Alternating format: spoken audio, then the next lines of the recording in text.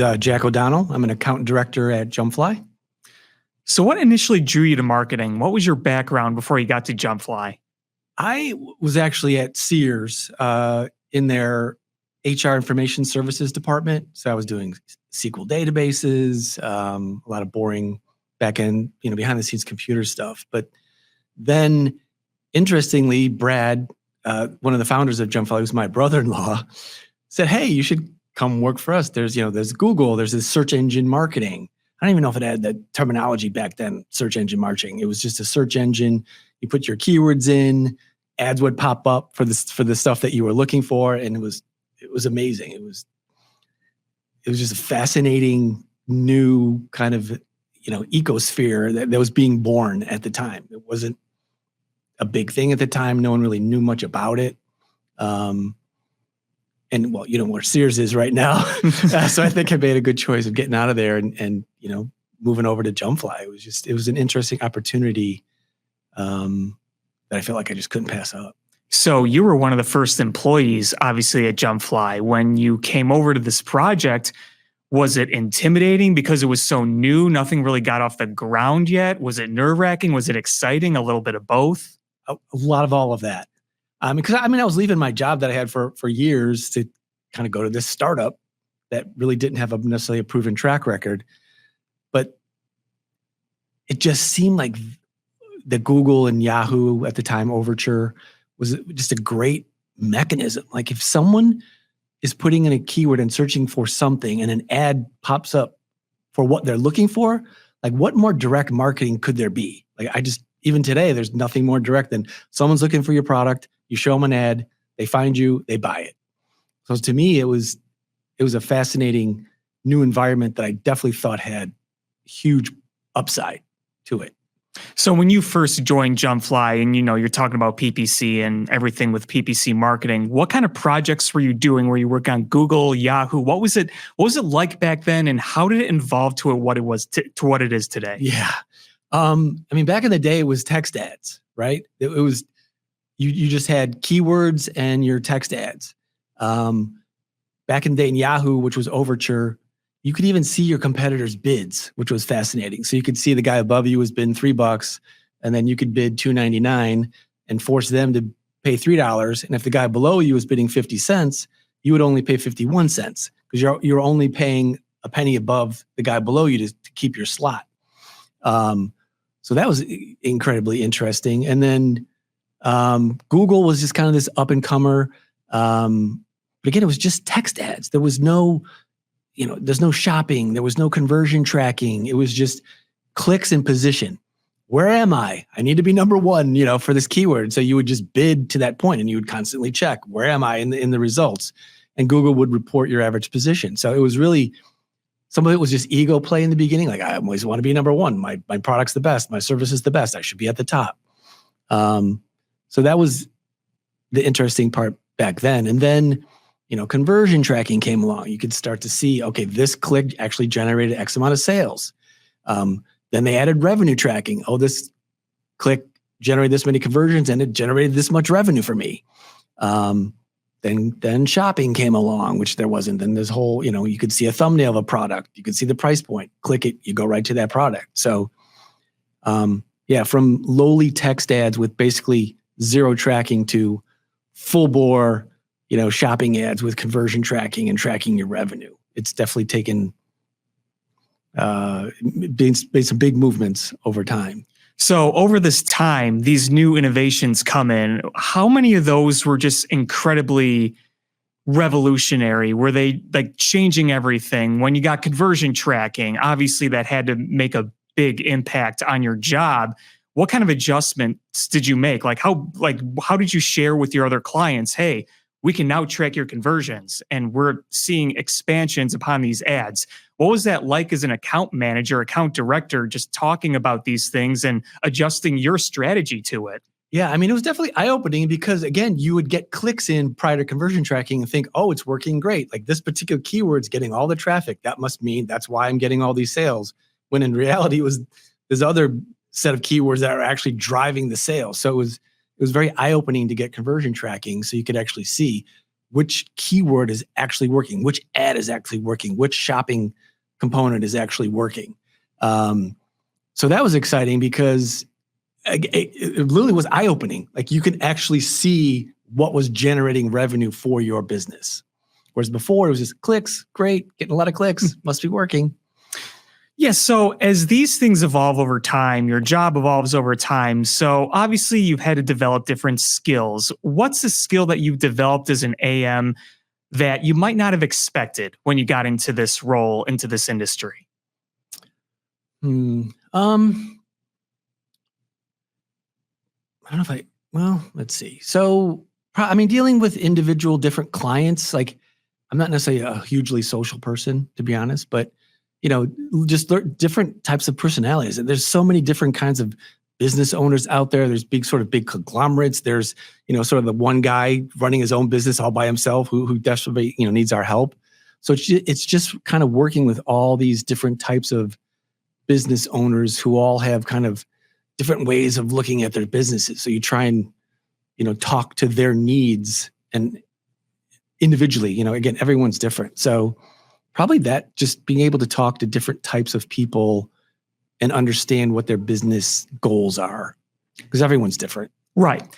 As an AM, is there a specific strategy that you yourself have developed that's really helped a client achieve their goals? A certain strategy that you've introduced maybe to the client themselves or to other AMs at JumpFly, and other people have kind of followed suit? I think one of the things that I try to get clients to understand is really not having a budget. Like if you are meeting your ROAS goal, why would you want to artificially limit how much you can actually sell? So I try to get clients to understand, oh yeah, okay, your budget is 10K, but you're at a 10-to-1 ROAS. You're really going to just stay at 10K when you could, double your revenue by spending 15K because you have a great ROAS? So I think that's one of the things I like to bring is getting clients to not really think about budget, but more about performance. And if it's performing, why won't you keep spending? Like why do you not want to keep making money? So as you age here with JumpFly over these years, the culture is obviously something that JumpFly always advertises. It's a good culture. We have good people here. What can you speak about that culture? What makes it so special and unique? I mean, it's just very friendly. I mean, we all seem to get along. We rib each other. We poke fun. A lot of people do things together. I'm playing pickleball with a couple of the employees here. We go on outings together. A lot of people are into different various charities. It's just, we just get along. I think we all know we're kind of in the same biz. Things are constantly changing. I mean, that's the one constant in all these environments is change. Google's adding things, Facebook's adding things, Amazon's changing things, Google's changing, the way their SEO pieces work. So it's literally a constant change. And I think we all understand that. Again, we just have good people. Like we just get along. So why should a client choose JumpFly? Is the culture and the work ethic and our strategies, they all kind of go together. Like why should they choose JumpFly? I think we definitely have the expertise. So, I mean, I've been here over 20 years. There's others that have been here and been in the industry longer than I have. So we definitely bring that knowledge base. And then I think also too, we just have we just like to help businesses grow. Because when they grow, we grow. So it's in our best interest to help a client grow because then we grow. And I think too, we just have a good community at JumpFly. If a certain account manager or director has an issue, they know they can go right next door and ask that account director or manager, hey, have you encountered this? What did you do? So there's a lot of, I think, camaraderie in there and just helping to solve problems. So, when a client comes, it's not necessarily just that one team that they get. They kind of get JumpFly as a whole, which I think is a huge positive. So when you keep a client around for a long time, you develop a relationship with them. How do you maintain that relationship with a client, keeping the communication smooth and effective? Yeah, you always want to just see if there's something else we can help them with, right? So, are they launching a new brand? Are they doing a new promotion? Where's are there pain points? Something maybe not working on the website, on the back end. We try and look at that stuff, but it's really just making sure you're listening to them and helping them solve the pain points, and or the growth, where they want to grow. So now your personality here at JumpFly, you are the pickleball king. You are going around getting people into pickleball. What is it about JumpFly that gets people excited about what other people's interests are? Everybody here has a lot of their own interests, but you obviously have gotten a lot of people interested into pickleball, and people just kind of like to do what other people do. I mean, does that speak to the culture? I mean, the mix of people here. How do you like to relate to other people by sharing your interests? Yeah, I think it's just like when you see someone's enthusiastic about something, it's fun to kind of like share in that enthusiasm. And the one thing is here, like we could share the enthusiasm. Like no one's going to poo-poo you because you're into this or you're into that.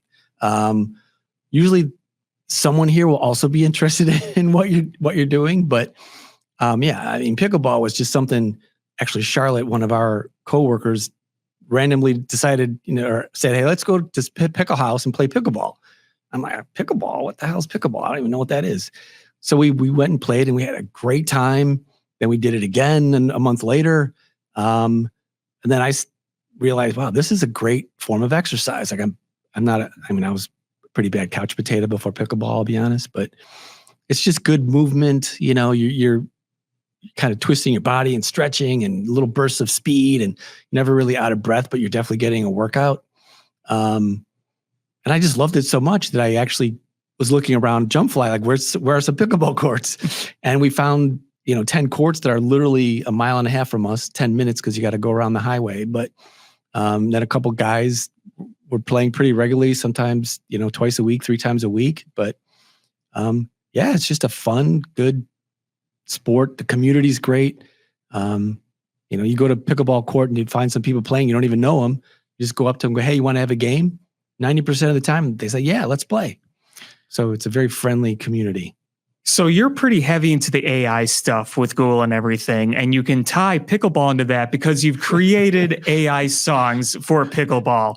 First of all, what is it like making pickleball songs and sharing it with the world? And second of all, just going along. Share those with you now. Yeah, you do. And when you go along the AI stuff, you use that obviously a lot in your strategies with Google and generating ads and whatnot. So using AI, tell us about what you think that future is like in the marketing world. It's definitely an awesome creative partner. So again, AI is not something where you can just hit the button and let it go. Like you still have to captain the ship. Like you have to steer it, direct it, guide it. But it could give you, 100 ad ideas for a headline in 5 seconds. The power of it is amazing. And as long as you can kind of direct it where you want to go, and then you use the client's website, you use the language they have, and then you say, give it this little twist, give it that twist. So it's an idea generating monster. And then you pick out like, all right, that's good. Like that fits the client's theme. This is what they want to say. Yeah, it's just a great creative partner to have at your disposal. So you think that the future of PPC marketing is going to be very heavy with AI since they're implementing all these AI tools. And I think that can impact how people form their strategies. How do you see that developing over the next year, 5 years, 10 years? Yeah, I mean, Google's already baking AI into campaign creation. So it's already saying, here, we'll give you keyword ideas. We'll give you headline ideas. We'll even give you image ideas now. So I think it feels to me ads, because right now for some clients, it's hard to get like a video or imagery done because it's just time consuming. It's complicated. I think it's going to be easier and easier for brands to get imagery that they can use in their ads. I feel like ads are going to become more and more visual, easier for people. I just use the Google Lens. Like I have a little night pen holder on my desk, and I just circled it and clicked it, and it brought up 5 shopping ads of that exact product. To me, this visual search I think is going to get bigger. I think it feels just more visual because it's going to be easier to create those visuals. So How has JumpFly been implementing these AI strategies? Obviously, you talked about some of the things you have.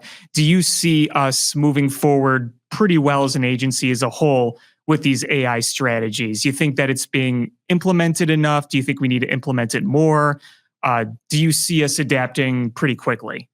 Yeah, I mean, we're definitely adapting. I think everyone at JumpFly is, either utilizing ChatGPT a lot or they're aware of it. There's all these other tools.